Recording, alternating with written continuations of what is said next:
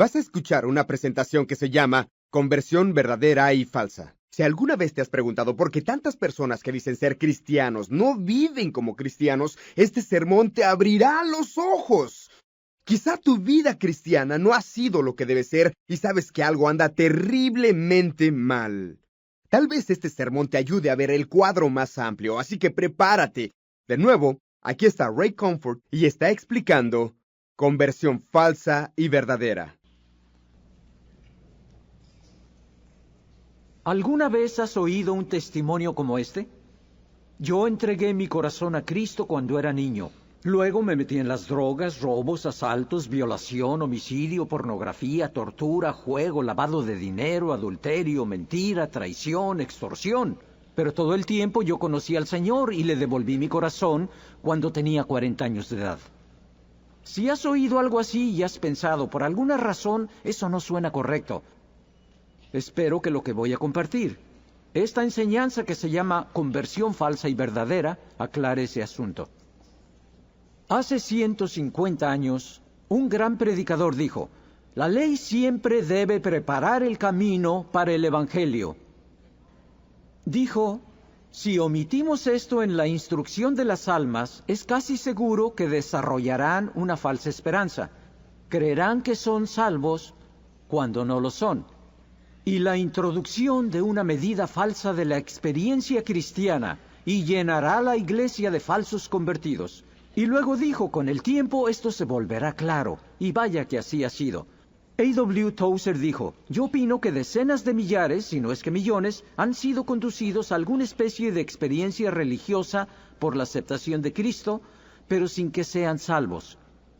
D. James Kennedy dijo, la vasta mayoría de las personas que son miembros de iglesias en los Estados Unidos hoy no son cristianos. Lo afirmo sin el menor temor de que se me contradiga. Lo baso en la evidencia empírica de 24 años de interrogar a miles de personas.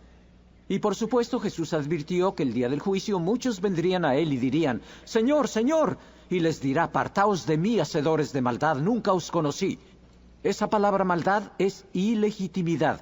Esa ley es indispensable para la conversión. ¿Cómo puede un hombre arrepentirse si no sabe lo que es el pecado? La Biblia dice, apártese de iniquidad todo aquel que invoca el nombre de Cristo. Esa es la misma palabra ilegitimidad. Si no hay ningún conocimiento del pecado, y Pablo dice, yo no hubiera conocido el pecado sino por la ley. No hay entendimiento de que hemos pecado contra Dios, y no habrá arrepentimiento. Y sin arrepentimiento no hay salvación. Romanos 7:4 dice, así también vosotros, hermanos míos, habéis muerto a la ley mediante el cuerpo de Cristo, para que seáis de otro, del que resucitó de los muertos, a fin de que llevemos fruto para Dios. En nuestro libro El secreto que el infierno guardó mejor, compartimos una anécdota acerca de un joven. Iba ebrio y transitó en su pueblo a una velocidad de 200 kilómetros por hora. El pueblo no tenía reglamento de tránsito. Así que aprobaron una ley que establecía una velocidad máxima de 100 kilómetros por hora. Él pasó de nuevo a 200 kilómetros por hora y estaba cometiendo infracción. Lo detuvieron y le aplicaron una multa de 70,000 pesos. Como no tenía dinero ni justificación, el joven fue encerrado en la cárcel. Ahí en la cárcel, sin esperanza ni medio para pagar, su padre llegó a la puerta y dijo, hijo, sé que eres culpable, pero te amo. Vendí todas mis posesiones para juntar el dinero para pagar la multa por ti. Puedes salir libre. ¿Cuál será la relación del joven con la ley? Bueno, ha muerto a la ley por el sacrificio de su padre. Su padre pagó la multa. Ahora la ley no tiene ningún dominio sobre él. ¿Y cuál será su relación ahora hacia su padre? Pues a la luz del sacrificio de su padre, estará lleno de humilde gratitud ante tal manifestación de amor. Llevará el fruto de un nuevo estilo de vida que sea agradable ante su padre. Ya no quebrantará la ley. Vean de nuevo Romanos 7:4. Así también vosotros, hermanos míos, habéis muerto a la ley mediante el cuerpo de Cristo. Ahí está el sacrificio del Padre. La ley ya no tiene dominio sobre el cristiano. Ninguna condenación hay para los que están en Cristo Jesús. La ley no tiene dominio porque el Padre ha pagado la multa por nosotros. D.L. Moody dijo, la ley solo puede perseguir a un hombre hasta el Calvario, no más. La Escritura dice, para que seáis de otro, del que resucitó de los muertos a fin de que llevemos fruto para Dios. Así que la ley no tiene dominio sobre nosotros. Estamos llenos de una humilde gratitud hacia Dios por su misericordia y su maravilloso sacrificio expresado en la cruz, y ahora llevamos el fruto de un nuevo estilo de vida que agrada a Dios. Ya no somos hacedores de iniquidad. Entonces, ¿cuáles son los frutos de un nuevo convertido? Según Mateo 3:8 está el fruto de arrepentimiento. Si realmente somos salvos, tendremos evidencias de arrepentimiento. Zaqueo dijo, «He aquí, Señor, la mitad de mis bienes doy a los pobres, y si en algo he defraudado a alguno, se lo devuelvo cuadruplicado». Colosenses 1:10, el fruto de buenas obras. Si leen el libro de Tito, él dice constantemente cosas como que los que han creído en Dios aprendan también a ocuparse en buenas obras. Jesús mismo dijo, «Así alumbre vuestra luz delante de los hombres para que vean vuestras buenas obras y glorifiquen a vuestro Padre que está en los cielos». Hebreos 13:15, el fruto de alabanza. Una vez que has contemplado la cruz dirás, «Oh, gracias sean dadas a Dios por su don inefable». Gálatas 5:22, el fruto del Espíritu. Si realmente has sido salvo, si eres convertido genuino, manifestarás el fruto del amor, gozo, paz, paciencia, benignidad, bondad, fe, mansedumbre y templanza. Filipenses 1:11, el fruto de justicia. Harás lo que es correcto. Él os guiará por sendas de justicia. Y luego Mateo 3 advierte que todo árbol que no lleva buen fruto, no un fruto cualquiera, sino buen fruto, será cortado y echado al fuego. Así que, como testigos de Cristo, debemos hacer todo lo que podamos, no solo para conseguir miembros para la iglesia, o para conseguir decisiones o miembros para el grupo de jóvenes. Veamos ahora a Marcos 4:3. Siempre que la Escritura usa la palabra oíd, alguien dijo, es como si sonara una trompeta. Oíd, está diciendo. Escuchen con atención, voy a decir algo importante. Lo mismo con la expresión he aquí. Si ves la expresión he aquí, está por presentarse alguna gran verdad. Pero aquí en la parábola del sembrador, en Marcos 4, Jesús dijo, oíd, he aquí, doble toque de trompeta. El sembrador salió a sembrar, y al sembrar aconteció que una parte cayó junto al camino. Y vinieron las aves del cielo y la comieron. Otra parte cayó en pedregales, donde no tenía mucha tierra, y brotó pronto porque no tenía profundidad de tierra. Pero salido el sol se quemó, y porque no tenía raíz se secó. Otra parte cayó entre espinos, y los espinos crecieron y la ahogaron, y no dio fruto. Pero otra parte cayó en buena tierra y dio fruto, pues brotó y creció, y produjo a 30, a 60 y a 100 por uno. Luego Jesús dio la interpretación así que sabemos que se trata de la predicación del Evangelio, y la semilla cae en corazones duros, en corazones de tierra pedregosa, en corazones de tierra espinosa y en buena tierra. Pero en el versículo 13 parece que los discípulos no entendían a qué se refería Jesús, y el Señor les dijo, ¿no sabéis esta parábola? ¿Cómo pues entendéis todas las parábolas? En otras palabras, la parábola del sembrador, que habla de verdadera y falsa conversión, es la clave para descubrir el misterio de todas las demás parábolas. Una vez que entendemos que cuando se predica el Evangelio hay conversiones verdaderas y falsas, las demás parábolas empiezan a cobrar sentido. Las ovejas y las cabras viviendo juntas, lo verdadero y lo falso, las vírgenes imprudentes y las sabias, lo verdadero y lo falso juntos. Los peces malos y los peces buenos recogidos en la red del Evangelio juntos. El trigo y la cizaña creciendo juntos. La parábola del sembrador también está en Mateo 13 y Lucas 8. Y vamos a usar la armonía de los evangelios para ver 6 características de una falsa conversión. Marcos 4, versículo 5. Con el falso convertido hay resultados inmediatos, es decir, oye el mensaje moderno de vida eterna y dice, yo quiero eso. No analiza el costo. Pero Jesús dijo, ¿qué hombre sale a la guerra sin investigar el tamaño del enemigo? ¿Qué hombre construye una torre sin comprobar que tenga suficiente material? Lucas 8:6. Falta humedad. no hay sed del Dios viviente. Mateo 13:6, no hay raíz, no hay profundidad de carácter piadoso. Marcos 4:16, recibieron la palabra con gozo, y esta es la clave, porque cuando no se predica la ley, el pecado no se percibe como excesivamente pecaminoso. Pablo dijo, por el mandamiento el pecado llegó a ser sobremanera pecaminoso, y cuando el pecado no se ve como realmente es, que es sobremanera pecaminoso, nadie tiembla ante un Dios santo. No hay contrición, no hay pesar por el pecado. Así que el falso convertido recibe la palabra con alegría, la recibe con gozo. Mateo 13, versículo 20. Reciben la palabra con gozo. Su risa no se torna en lamento y su gozo no se cambia en pesar. Y Lucas 8:13. Por un tiempo sí creen, tienen una experiencia de genuina falsa conversión. Veamos este video. Para él contratamos a una estrella de Hollywood, así que pongan atención. Dos plantas crecen lado a lado. Una es una planta pequeña, no muy impresionante. Otra es una planta grande y parece estar creciendo muy bien. Si tuviéramos que arrancar una planta para dejar más espacio, la mayoría diríamos que la planta pequeña no va muy bien. Así que vamos a arrancarla y dejar lugar para la planta grande. Y luego vemos que sucede algo interesante. Sale el sol y la planta chica que no se veía muy bien parece prosperar bajo el calor del sol. La segunda planta, la grande, parece marchitarse bajo el calor del sol. Y luego vemos por qué sucede esto. Bajo el suelo de la planta grande hay roca, de modo que no puede hacer que su raíz penetre profundamente para alcanzar la humedad. ¿Te das cuenta de que fue la luz del sol la que reveló lo que nosotros no podíamos ver? No podíamos ver la condición del suelo, pero la luz del sol manifestó que había un problema bajo la superficie.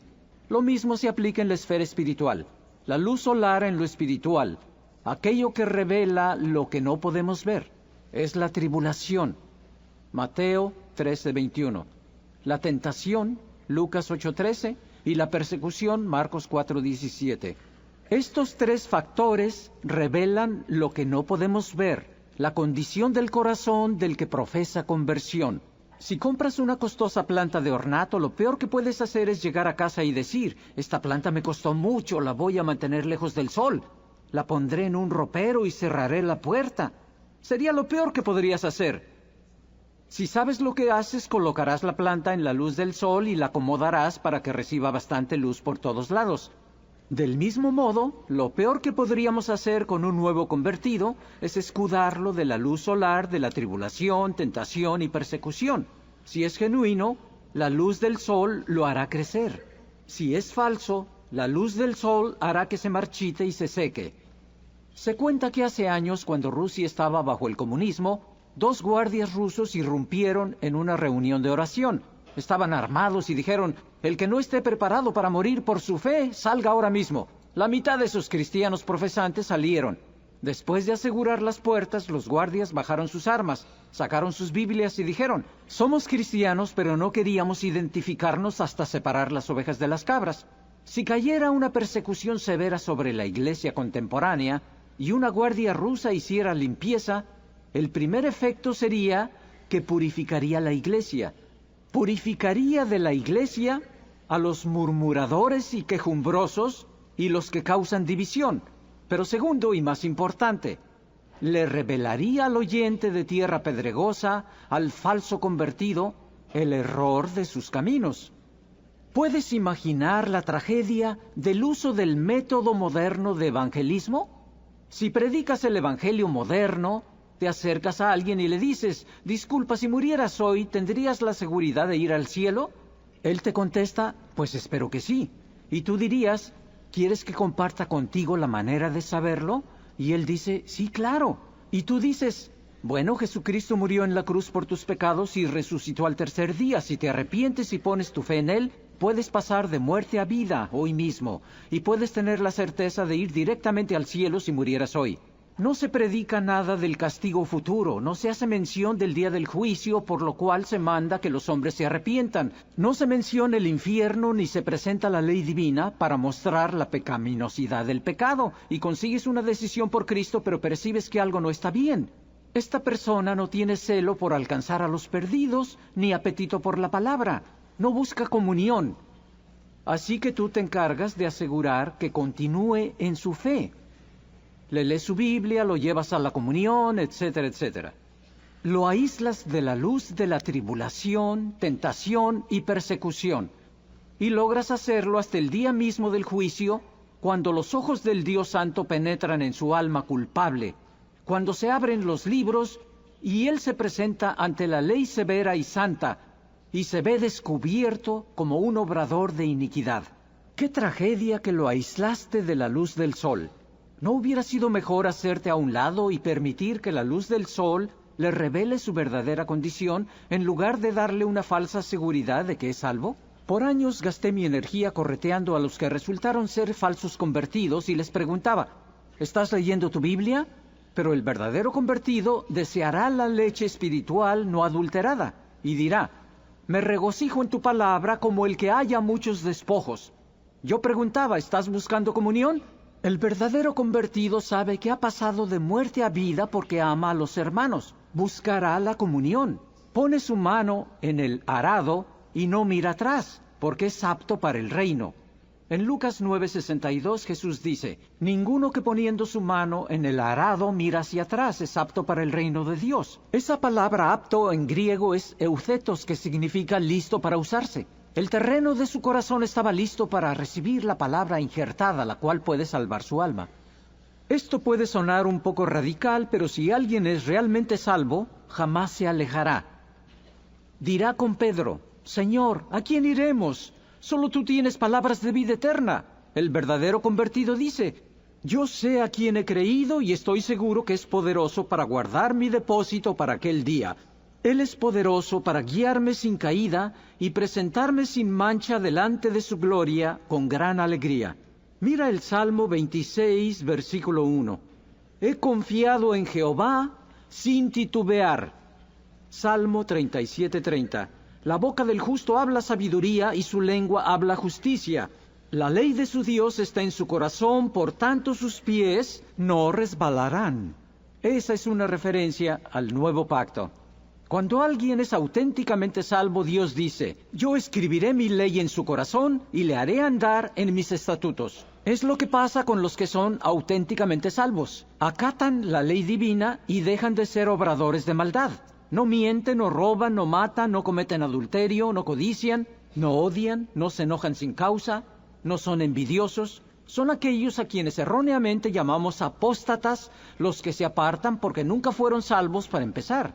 La Escritura dice, según el verdadero proverbio, el perro vuelve a su vómito y la puerca lavada a revolcarse en el cieno. ¿Sabes por qué la puerca vuelve a revolcarse en el cieno? ¿Porque es un animal sucio? No, regresa a refrescar su carne. Por eso los cerdos se meten al cieno y se revuelcan. Y eso es lo que pasa con el falso convertido. Lo que pasa es que el Evangelio moderno no usa la ley como lo hizo Jesús, así que el pecador no es crucificado con Cristo. Porque Pablo dijo, la ley fue muerte para mí. La ley fue la que me mató, dijo Pablo. Si permitimos que la ley haga su obra, nos impulsa hacia la nueva vida que está en Cristo. Es cuestión de tiempo para que el falso convertido vuelva a ser atraído hacia la suciedad de este mundo para refrescar su carne pecaminosa. Porque sigue viva dentro de su corazón, jamás ha sido crucificado con Cristo. George Whitefield dijo lo siguiente, la razón por la que tenemos tantos convertidos hongos, es decir, convertidos que brotan de la nada y luego desaparecen, es porque el terreno pedregoso no ha sido labrado, no han sido redargüidos por la ley. ¿Estoy diciendo que el convertido genuino nunca peca? Claro que no. El cristiano, todo cristiano tiene una lucha con el mundo, la carne y el diablo, y a veces sí cae en pecado. Pero ese es precisamente el asunto, cae en pecado, mientras que el hipócrita, el falso convertido, se arroja al pecado. El cristiano peca contra su voluntad, pero el hipócrita, el falso convertido, hace provisión para la carne. Si alguna vez te has levantado y has dicho, es lunes y hoy voy a pecar, estás haciendo provisión para la carne y debes examinarte para ver si estás en la fe. El cristiano cae y el hipócrita se arroja. Esa es la diferencia entre lo verdadero y lo falso, el cristiano y el hipócrita, la vida y la muerte, el cielo y el infierno. Un joven vino a mi oficina un día y dijo, Rey, los he estado observando a ustedes y yo no tengo lo que tienen. No siento carga por los perdidos. No apetezco la palabra. Algo anda mal con mi vida cristiana. Le dije, ¿tienes amor, gozo, paz, paciencia, benignidad, bondad, fe, mansedumbre y templanza? Y dijo, no, respecto a 7 de los 9 frutos del Espíritu. Y dije, según tu confesión, yo no veo evidencia de que realmente seas salvo. En ese momento sí manifestó el fruto del dominio propio, porque luego dijo que había sentido ganas de deformar mi cara. Y en lugar de eso se examinó para ver si estaba en la fe y no lo estaba. Se postró de rodillas y se arrepintió ante un Dios santo. A los 3 meses estaba produciendo tanto fruto que se le confió un ministerio dentro de nuestra iglesia. Colosenses 4:5 dice, andad sabiamente para con los de afuera, redimiendo el tiempo. Yo pensaba, bueno, voy a andar sabiamente para con los de afuera de la iglesia. Pero el falso convertido está dentro de la iglesia. La cizaña creciendo junto con el trigo. Los peces malos junto a los buenos. Están fuera del cuerpo de Cristo, pero están en medio del pueblo de Dios. Los falsos convertidos te harán perder el tiempo. Serán oidores de la palabra y no hacedores. Y yo he pasado horas y horas aconsejando a los que resultan ser falsos convertidos. Y he llegado a entender que no necesitan consejo, necesitan arrepentimiento. ¿Recuerdas cómo se empezaba a marchitar esa enorme planta? Si dijéramos, algo anda mal aquí, conseguiré fertilizante y abonaré cada hoja o rama. ¿Eso ayudará? No, no necesitan fertilizante, necesitan buena tierra. Y el falso convertido no necesita el fertilizante del consejo. Necesita la tierra del arrepentimiento y de un corazón bueno y honesto delante de Dios. Hace años yo era uno de los pastores de una iglesia grande y el pastor principal era extremadamente delgado y siempre hacía bromas acerca de eso. Y les digo eso con un propósito. Este pastor tenía corazón de pastor, amaba al rebaño, tomaba algún corderito en sus brazos y amaba tanto a su gente. Era un hombre muy piadoso, lleno del fruto del Espíritu de Dios. Una noche alguien tocó a su puerta a las 3 de la mañana. Uno de sus hijos adolescentes se levantó y abrió la puerta. Era un hombre que buscaba consejo a las 3 de la mañana. Pero conociendo el corazón de su padre, no dudó en ir a la recámara, tocar la puerta y decir, «Papá, alguien busca consejo». Le contestó, «Voy en un momento, dile que pase a la sala». Así que el padre se levantó, se vistió y fue a la sala. En cuanto llegó, una hoja de machete de 40 centímetros cayó sobre ese pastor con tanta fuerza que cuando sus 2 hijos adolescentes lo oyeron gritar y vinieron corriendo, hallaron su sangre rociada en las paredes de la sala. Pensaban que su padre había muerto y estuvieron a punto de matar al hombre que lo había hecho. Era un caballero muy enojado. Al día siguiente otro pastor me llamó y dijo, «Rey, ¿supiste lo que sucedió anoche?» Y le dije, «Sí, qué horrible». Y dijo, «Ese hombre asistía a mi iglesia». Luego dijo, «Imagina eso, que otro cristiano le haga eso al pastor». Y le dije, «Oye, espera, si alguien intenta decapitar a un pastor, probablemente podrías llegar a la conclusión de que le faltaba algo en cuanto a amor, benignidad, bondad y dominio propio. Tenemos que dejar de abrazar a todo el que nombra a Cristo diciendo, tú eres cristiano, has entregado tu vida a Cristo. La Biblia habla de falsos hermanos, falsos profetas, falsos maestros y conversiones falsas y verdaderas. Oye lo que dice Mateo 7:15. Guardaos de los falsos profetas, dijo Jesús, que vienen a vosotros con vestidos de ovejas, pero por dentro son lobos rapaces. Por sus frutos los conoceréis. ¿Acaso se recogen uvas de los espinos o higos de los abrojos? Así todo buen árbol da buenos frutos, pero el árbol malo da frutos malos. Escucha sus palabras. No puede el buen árbol dar malos frutos. Un fulano ha entregado su corazón a Cristo, pero sigue golpeando a su esposa. No, un buen árbol no puede dar frutos malos. Tampoco puede un árbol corrupto dar frutos buenos. Una fuente no puede producir agua dulce y amarga. Y la Escritura dice, todo árbol que no da buen fruto será cortado y echado al fuego. Por tanto, por sus frutos los conoceréis. Tenemos que hacer lo que dice la Escritura, conocerlos por sus frutos. En Hechos 20:29, Pablo dice, porque yo sé que después de mi partida, entrarán en medio de vosotros lobos rapaces que no perdonarán al rebaño. Y luego Pablo dice, y de vosotros mismos se levantarán hombres que hablen cosas perversas para arrastrar tras sí a los discípulos. De vosotros mismos. Y empiezas a investigar el origen de algunas sectas raras como David Koresh y Jim Jones, y descubrirás que en alguna ocasión entregaron su vida a Cristo. El Espíritu dice que en los postreros tiempos algunos apostatarán de la fe escuchando a espíritus engañadores y a doctrinas de demonios. El verdadero convertido jamás mirará hacia atrás, según Jesús, mucho menos se apartará de la fe. Si se encuentra en un foso de leones, no levante el puño contra el cielo. Se pone de rodillas delante de Dios. Hornos de fuego, fosos de leones y el mar rojo confirmarán, fortalecerán y establecerán al verdadero convertido. El creyente genuino da fruto con perseverancia. Lucas 8:15, en otras palabras, con el convertido genuino no hay un crecimiento rápido y espectacular. ¿Por qué? Porque las raíces están penetrando profundamente en el suelo de la palabra de Dios para extraer la humedad. La planta creció sobre la roca porque los nutrientes que fortalecen las raíces se propagaron a las ramas y las hojas.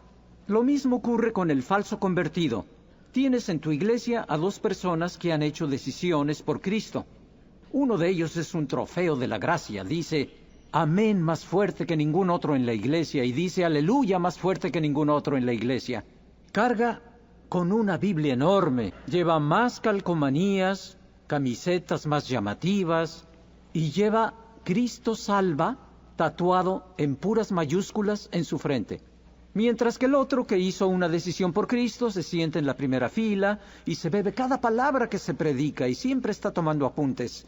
Practica la oración en secreto, confesión de pecado, devolviendo lo que ha robado, pide perdón a sus padres por deshonrarlos.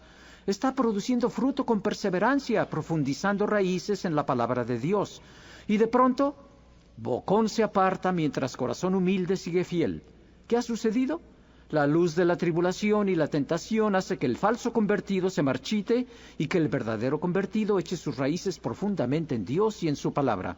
Lucas 10:3. Jesús hizo algo totalmente contrario al evangelismo moderno, algo inusitado.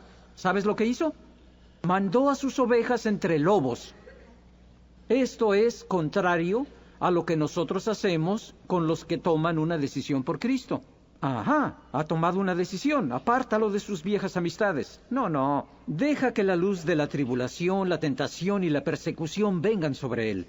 Si es genuino, crecerá. Si es falso, se marchitará y se secará. Algunos piensan que Judas era un cristiano que amaba al Señor y de alguna manera cayó. Bueno, Judas era genuino o falso. Jesús dijo, uno de vosotros es diablo. Ahí tienen una buena pista. ¿Debemos buscar a los Judas para echarlos de la iglesia? Si vemos una cizaña, ¿debemos arrancarla? No, Jesús no hizo eso, porque si te dedicas a arrancar cizaña, podrías arrancar trigo. Más bien, si sospechas que alguien es un falso convertido, preocúpate mucho por esa persona inconversa. Ella necesita la ley para conducirla al conocimiento del pecado. El día del juicio, Dios apartará a las ovejas de las cabras, al trigo de la cizaña, porque nosotros realmente no sabemos, solo Dios puede distinguir lo genuino de lo falso. Un amigo dijo que cada vez que veía una pintura de la Última Cena, buscaba a Judas con su grande nariz, chueca, verrugas, allá a lo lejos contando dinero. Pero eso es tan contrario a la Escritura. Cuando una mujer rompió un recipiente de costoso perfume, uno de los discípulos se quejó. ¿Por qué no se vendió esto para dar el dinero a los pobres? Ese fue Judas, porque él se preocupaba por los pobres. No es cierto, la Biblia nos dice que era obrador de maldad. Era el tesorero y estaba robando el dinero de Jesús y los discípulos. Era un hipócrita, pero lo ocultaba tan bien que cuando Jesús dijo, uno de vosotros me habrá de entregar, los discípulos no dijeron, claro, ahí está ese narizón, no es ninguna sorpresa.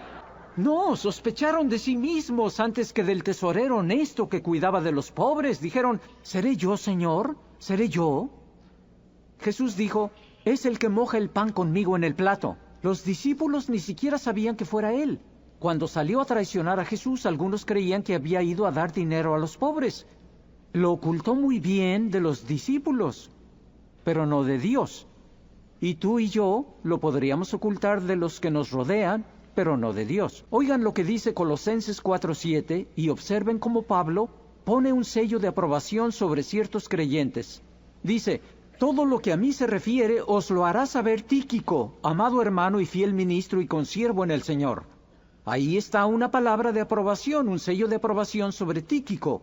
Es un fiel ministro y consiervo en el Señor. Con Onésimo, un fiel y amado hermano que es uno de los vuestros. Cuando los cristianos eran martirizados por su fe, era importante que hubiera un sello de aprobación sobre los creyentes. Cuando escribes una carta dices: Él es uno de ustedes, pueden confiar en Él. Y Marcos, el sobrino de Bernabé, acerca del cual habéis recibido mandamientos, si fuere a vosotros, recibidle. Esa es una recomendación.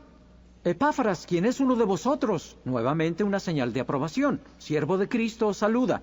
Y Lucas, quien no requería de aprobación, el médico amado. Y luego Pablo dijo: y Dimas os saluda. Es como si Pablo mirara a Dimas y dijera: no estoy muy convencido respecto a ti, no veo fruto en tu vida. Y más adelante en la Escritura, en 2 Timoteo 4:10, la Escritura dice: Dimas me ha desamparado amando este mundo. Un falso convertido. En 1993, en la ciudad de Auckland, Nueva Zelanda, un grupo de 200 personas dejaron un local de iglesia para ir a otro edificio que había sido fábrica de joyería. Empezaron a limpiar y juntaron un montón de polvo. Y alguien dijo: lleven este polvo a una refinería. Así que lo llevaron a una refinería de oro. Como había sido fábrica de joyas, podría haber algo de valor en ese polvo. Ese polvo produjo $8,500 de polvo de oro.